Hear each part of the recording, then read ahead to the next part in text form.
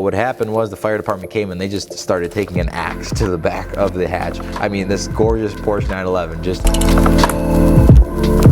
What's going on, you guys? My name is Kyle Slokar. Welcome back. Today we're going to be going over my 1980 Porsche 911 project slash build. Now this car had a lot of monsters hiding in the closet. Being a Porsche and being a Porsche that wasn't very well taken care of, it obviously was definitely a very ambitious project, but that's nothing I'm completely a stranger to, and I'm always interested to kind of make something better than it was when I bought it. So when my buddy Cam called me and told me that he had this kind of a lead on this, I was all over it, and I said, you know, buy the car and I will buy it from you from whatever you kind of want for it. So kind of getting into the backstory, my buddy Cam got me into 911 many years ago, and this was before the air-cooled kind of bubble started, before everyone was paying crazy premiums for, you know, air-cooled Porsches. Now, you know, you're gonna pay, you know, 30 plus grand for a decent example air-cooled car, whether that be, you know, a earlier 80s Carrera, or, you know, 993 will cost you in the 60s plus. Like, the prices are insane, and for good reason. They're great cars, but essentially what happens is with car markets is that, you know, when people, you know, become older and they had their dream cars as a kid, they want to rebuy the car that makes them feel like a kid. And at least this is a theory that a lot of people think, and I agree with. And, you know, there's only a certain kind of finite amount of those cars, because for a while, Porsche 911s weren't really the biggest deal. You know, there's plenty of air-cooled 911s that were just treated like an upgraded Beetle forever, and no one really cared. So that means a lot of cars get totaled, they get trashed, they get rusted out, they get whatever, and, you know, you kind of have a finite amount at the time of, you know, the bubble getting created, which means market demand, supply demand, and even though there's a lot of 911s, it's just, you kind of get the picture. So that's what happened. And when I was about 18 years old, Cam called me up one day and he said, you know, I have the lead on your 911. He called it your 911, and I'm like, yeah, like, because I always ask him, you got any 911s? You got any 911s? Because I was trading cars always. I had a lot of E36 M3s, a lot of E46 M3s. At the time, I had a 2002 E46 M3 that was like decked out with a carbon fiber Vorsteiner hood, like lowered on coilovers, active auto work exhaust, horsepower freaks clutch, like everything. It was that car. I would love that car, and it was a very good example with low miles. And I had also had a Technoviolet E36 M3, and I had just sold my Fern Green E36 M3 that I bought in Washington, and I also had a 328 E92 328i as a daily driver, which you could find a video on the channel from however many years ago that was. And yeah, so I had a good amount of cars just at the time in like the fleet, but I unloaded the Fern Green E36 M3. It was Fern Green on magma interior, which is super cool, very rare, and there were Vaders too, so this is like unheard of. But I actually did a rebuild on that, which I should actually get back to in a future video. I'll definitely do that so you guys can get up to date. But in any event, the 911 was a very ambitious project, and I pretty much took all the funds that I got from the E36, which is around 10, 12,000, and I put that straight into the completely broken, not running at all, you know, Porsche 911 SC. So when I went to go check out the car, it was obvious the condition was more than rough. What had actually happened was the car had been sitting in a storage unit or locker in the early 2000s, and it kind of forever was stored there, not a big deal. It had a trickle charger on it, and one day somebody went to go adjust that trickle charger, apparently from my understanding, and it caused a spark, and that spark ignited with part of the, you know, fuel system, caught some fuel, and then put the car burst it into flames. And when the car bursts into flames, you know, your first instinct is to kind of extinguish the fire. So what happened was the fire department came and they just started taking an axe to the back of the hatch. I mean, this gorgeous Porsche 911 just completely getting, you know, battered. The windshield in the back, or the rear glass rather, was completely smashed. And, you know, they're trying to pry up the rear hatch to extinguish the fire, which I don't blame them. Safety is kind of the #1 priority, but that's kind of why the car was in the state that it was. But the kind of icing on the top, or the cherry on top, is the fact that the car sat for like, I don't know, 5-10 years after that before it came into me. So I don't know exactly the time frame of all this, but I know it was a very long time, and it was enough to do some pretty bad damage, at least on the surface. So car sat with no, you know, covering on the back of the hatch. So a bunch of, you know, wetness and water got in and just kind of ruined all the stuff on the inside, as well as, you know, the motor was just completely singed. No one had touched it after it got burned, so it was like ready to go. My favorite kind of condition, like needed a lot of attention and love. So that's exactly what we gave it. I got the car on a tow truck and brought it straight to my place the next day. I kind of had that organized, but that night actually Cam gave me the whale tail for the car. It wasn't supposed to come with a whale tail as far as, like, you know, time period correctness goes, but at some point somebody bought one for it, and I got that, brought it home, and then started kind of redoing it. I you know, painted it on the inside black, and then I painted the outside kind of with some like generic white paint just to kind of make it look presentable. So to give you guys kind of a backstory on my style when it comes to bringing back cars, I really enjoy a perfect car, but when a car's this far gone, it's insanely hard to make it perfect, especially when it's in a certain budget threshold. So my goal is to always get cars back to, like, you know, 80, 90%, rather than trying to go to 100% where you start losing money, you start, you know, spending way too much time, and you just start having to buy things new that you just should have bought used. So my goal is to make the car, you know, better and presentable and nice and worth more.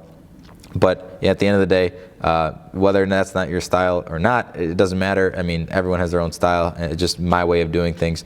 You know, I know there's Porsche fanatics and enthusiasts who'd be like, oh, you got to get that done right. I get it, but that's not what we're doing.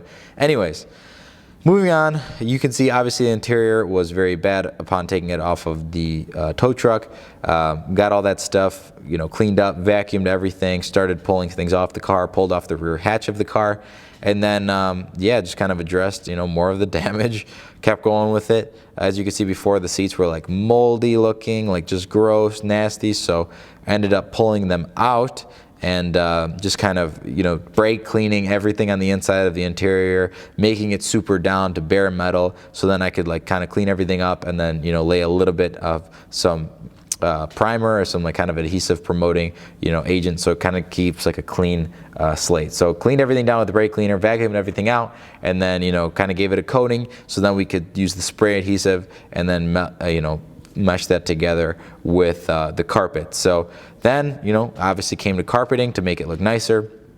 Fun fact, I rebuilt a 500 SCL AMG Mercedes in 1985. That was my grandpa's car with my dad back you know, a few years prior to this, and we had some leftover carpet. We actually never used the carpet because we found a set online for like $100 or something. So for the W126 or whatever body style that is. And anyways, we still had all this carpet, so I decided I was going to custom cut it, which actually proved to be a lot harder than you think.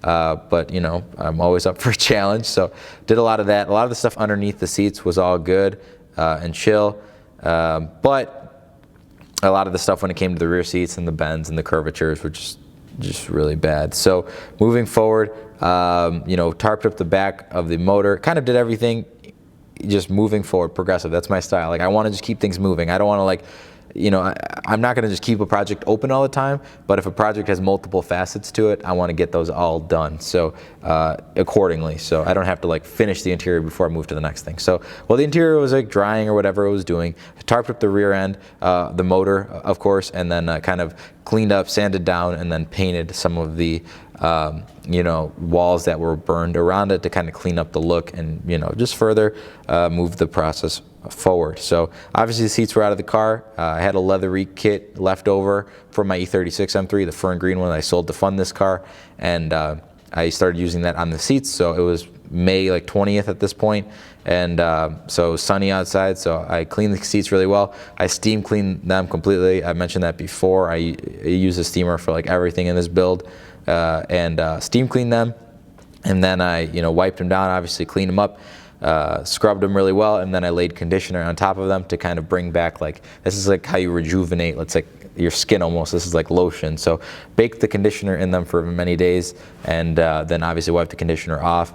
I think reapplied it a couple times, and then, you know, we were kind of where we needed to be. The seats were never going to be 100% perfect, but for period correctness, you could never tell that they were sitting outside. They looked like a good set of 911 seats, and that's kind of the goal that I had in mind. So obviously, you know, made sure the whale tail was all good there, kind of cleaned up. It wasn't my first priority, but it's always nice to have. It was kind of like the best looking outer piece of the car. And considering I didn't have the rear grill for the bonnet in the back, I just figured I'd use the whale tail because that covers it anyway. So moving forward, you'll see the rear hatch was very, messed up. It was completely bent, torqued up from like the firefighters, whatever. But that part was like over $1,000 for like a used beat up one. So I'm like, I'd rather just put some elbow grease into this one to make it look presentable. So that's exactly what I did. I bent it back to normal to kind of get it fit up perfectly right first. And then after that, I, used airline, stripping agents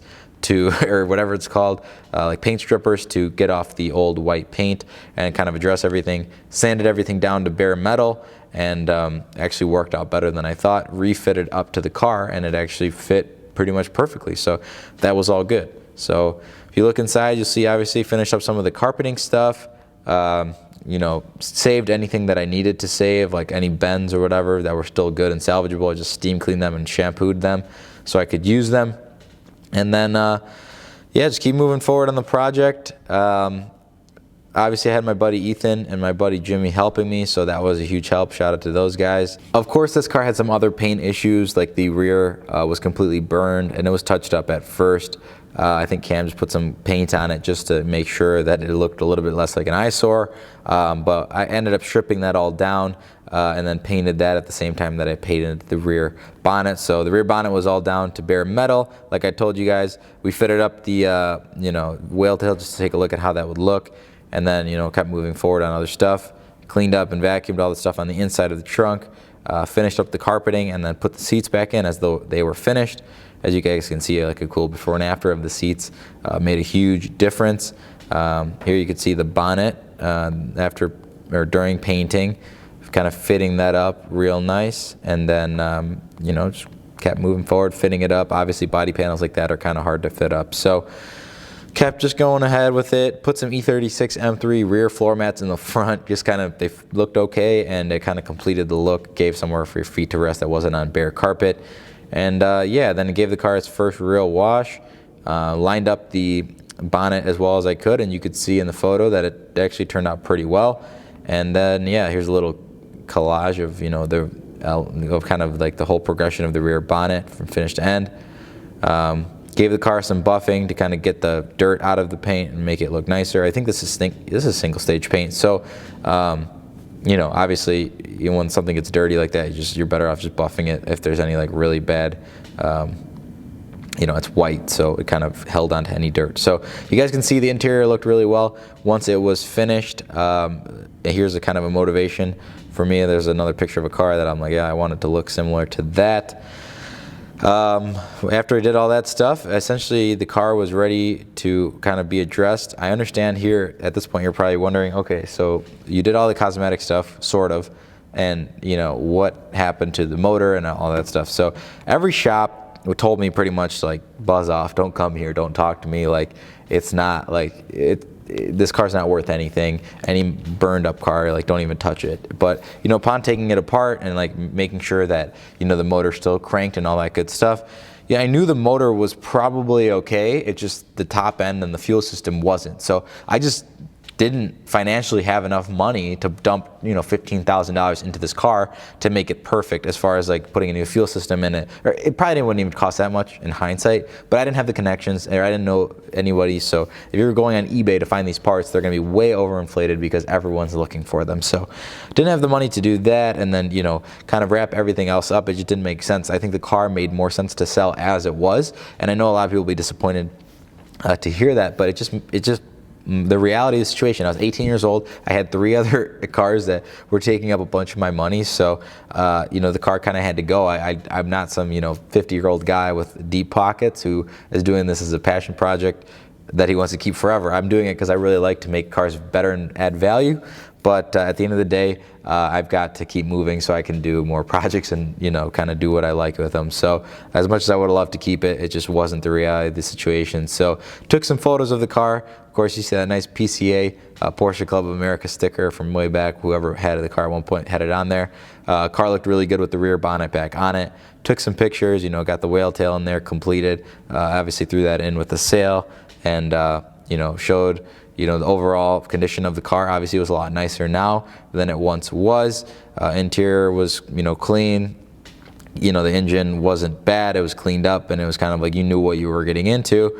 And then the rear lights obviously worked, which was cool. That's how you knew at least the wiring wasn't completely gone, and the headlights worked. So that was cool too, and as well as the turn signals and stuff. So can't go wrong there. That was definitely a big bonus. So all that stuff aside, of course, I had the title in hand for this car. Like I said, I spent about $10,000 on the car, but it didn't have a lot of real rebuild costs besides carpeting and supplies and stuff like that. I didn't really buy any crazy parts for it, just because every part on this car is so expensive for what I actually needed. So actually ended up selling the car. I had two different people who wanted it pretty much right away. I posted the car for like $15,000 or so, roughly.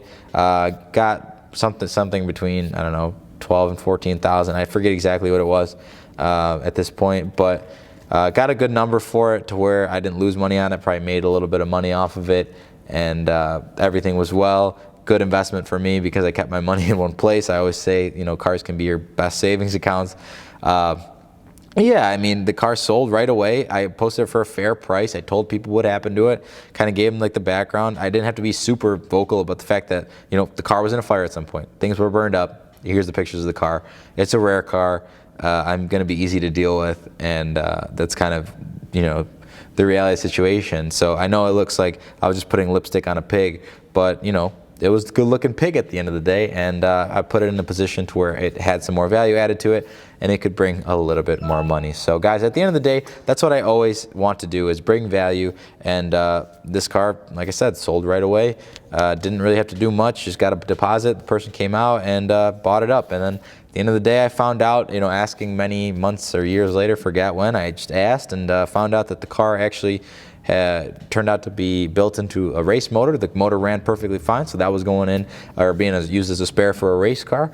And then the shell got sold to somebody out in the West Coast. So the car lives on today in multiple different pieces. If you happen to stumble across this video and you have this car somehow running and made it nice or whatever, I would love to hear it. I doubt it, but I don't know if you're gonna find this, but that Grand Prix white on that blue interior is kind of hard to miss. So yeah, at the end of the day, everything works out. I own my Porsche 911, or my air-cooled 911 rather, and all was right in the world. I don't know if I'll ever buy one again. I liked it a lot, but they're very expensive for what you're getting. Even though I'm a big, Porsche guy, it's just, there's a lot of cool cars out there, as you can see, guys, and I'm a big BMW fan, so I'll probably keep buying E46 M3s, and if the right deal comes along, you never know with the Porsches. So guys, as always, thank you so very much for watching. I really, really appreciate it. Give this video if you liked it, dislike it if you didn't. Subscribing would mean the absolute world to me. To follow me on Instagram, you can follow me there at @SULKR_media. I post, pictures of stuff like this, all the behind the scenes of the builds, and just all this automotive stuff that I do for work. So if you like cars, go follow me there. And guys, as always, thank you so very much for watching, and I'll see you in the next video.